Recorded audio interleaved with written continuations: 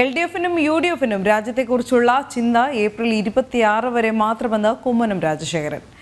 രാജ്യപുരോഗതിയെപ്പറ്റി ഇരു മുന്നണികൾക്കും കാഴ്ചപ്പാടില്ല.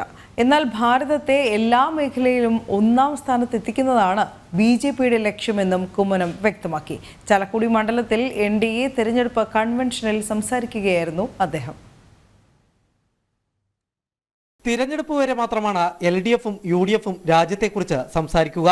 രാജ്യ താൽപര്യം മുൻനിർത്തിയുള്ള ഭരണമാണ് നരേന്ദ്രമോദിയുടേത്. സാമ്പത്തിക, ശാസ്ത്ര, പ്രതിരോധ മേഖലയിലെല്ലാം ഭാരതത്തെ ഒന്നാം സ്ഥാനത്തെത്തിക്കാനാണ് BJP ശ്രമിക്കുന്നത്. കേരളം വിട്ടാൽ രണ്ടു മുന്നണികളും ഒരുമിച്ച് ഒരേ വേദിയിൽ നിന്ന് NDAക്കെതിരെ വോട്ട് ചോദിക്കുന്നു. പ്രധാനമന്ത്രി ആരാവണമെന്നതിൽ NDAക്ക് സംശയമില്ല. എന്നാൽ ഒരു നേതാവിനെ ഉയർത്തിക്കാണിക്കാൻ ഇരു മുന്നണികൾക്കും സാധിക്കുന്നില്ലെന്നും കുമ്മനം രാജശേഖരൻ പറഞ്ഞു.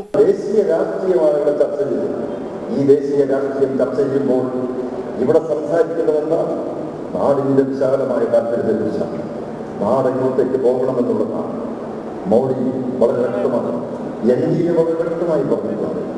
ഭാരതം എങ്ങനെയായിരിക്കണം, അടുത്ത 5 വർഷത്തെ ഭരണം കിട്ടിയാൽ ഈ ഭാരതം എങ്ങനെയായിരിക്കണം, ഭാരതം ലോകത്തിലെ 3ാം സാമ്പത്തിക ശക്തിയാക്കി ഉയർത്തും എന്ന് പറഞ്ഞിട്ടുണ്ട്.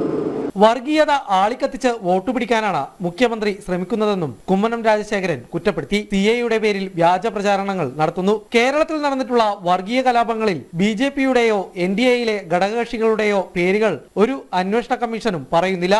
അതേസമയം മാറാട് കലാപത്തിലടക്കം മറ്റു പാർട്ടികളുടെ പേരുകൾ പരാമർശിക്കുന്നുണ്ടെന്നും അദ്ദേഹം ചൂണ്ടിക്കാണിച്ചു.